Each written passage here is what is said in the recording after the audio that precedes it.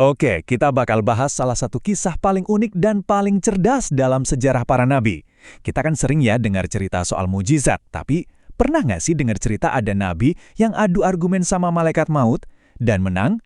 Nah, ini dia kisah luar biasanya Nabi Idris dan caranya masuk surga yang nggak disangka-sangka. Pertanyaan ini nih yang jadi inti dari semua pembahasan kita. Ini bukan soal tipu-tipu loh ya, tapi soal kecerdasan yang luar biasa dalam memahami janji Tuhan. Jadi gimana ceritanya kok bisa begitu? Yuk kita bedah bareng-bareng. Pertama-tama, kita kenalan dulu sama tokoh utamanya, Nabi Idris. Beliau ini dikenal banget karena kesalehan dan ilmunya. Tapi ada satu hal yang bikin kisahnya itu abadi dan ya benar-benar beda dari nabi-nabi yang lain, yaitu akhir perjalanannya di dunia. Gini, banyak nabi kan yang diangkat ke tempat yang mulia. Tapi caranya Nabi Idris ini, wah istimewa banget. Prosesnya itu bukan wafat seperti yang kita tahu pada umumnya.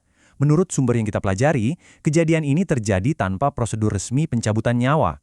Nah, ini dia poin kuncinya. Sumber kita ini menekankan kalau malaikat maut itu nggak pernah secara harfiah mencabut nyawa Nabi Idris. Beliau itu diangkat ke sorga dalam keadaan hidup. Dan fakta inilah yang nantinya jadi dasar dari semua argumen cerdas beliau. Kisah ini semua berawal dari sebuah hubungan yang unik. Bukan antara manusia sama manusia, tapi antara seorang nabi yang super saleh dengan malaikat yang paling disegani. Siapa lagi kalau bukan malaikat maut?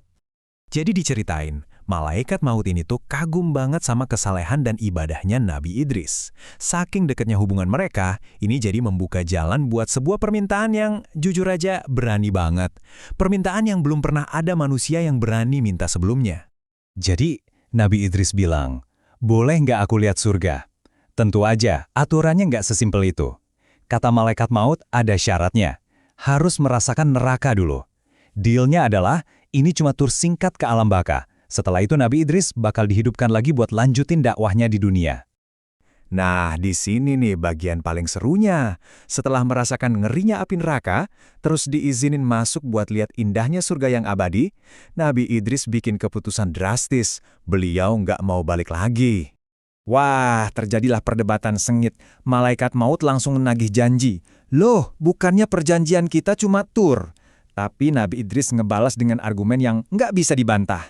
Beliau bilang, bukankah di dalam Al-Quran disebut, siapapun yang masuk surga akan tinggal di sana selamanya?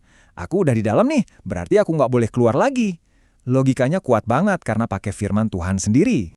Perdebatannya makin alot nih. Malaikat maut tetap bersikeras minta Nabi Idris keluar. Dan disinilah Nabi Idris ngeluarin taktik yang cerdik, sekaligus ada jenakannya dikit buat mengakhiri debat ini. Setelah dibujuk-bujuk buat keluar, Nabi Idris akhirnya setuju buat melangkah keluar sebentar. Tapi begitu keluar, beliau langsung cepet-cepet berbalik dan masuk lagi, sambil bilang, sandalku ketinggalan di dalam. Cuma dengan alasan sesederhana itu, beliau berhasil balik lagi ke surga, dan kali ini beliau pastiin gak ada lagi alasan buat keluar. Nah, waktu perdebatan antara Nabi sama malaikat udah buntu, nggak nemu jalan keluar, akhirnya datanglah keputusan langsung dari Tuhan. Kira-kira siapa nih yang argumennya dibenarkan? Allah Subhanahu wa Ta'ala sendiri yang jadi penengah. Dan firman-Nya kepada malaikat maut adalah, kamu sudah kalah oleh argumen Nabi Idris. Ini bukan sekedar menang debat biasa ya. Ini adalah pengakuan langsung dari Tuhan atas pemahaman Nabi Idris yang begitu mendalam soal janji-janjinya. Dan ya udah, begitu ceritanya, Nabi Idris akhirnya diizinkan untuk tetap tinggal di surga. Kisah beliau ini jadi bukti yang unik banget tentang gimana iman, kesalehan, dan kecerdasan itu bisa membawa seseorang ke tempat paling mulia lewat jalan yang nggak pernah kita duga. Jadi, pelajaran apa nih yang bisa kita ambil dari sini? Apakah ini murni takdir yang emang udah disiapin buat Nabi Idris? Atau ini semua hasil dari kecerdasan beliau dalam memahami dan memakai firman Tuhan untuk kebaikannya? Atau mungkin keduanya nggak bisa dipisahin? Pertanyaan yang menarik buat kita renungin ya kan?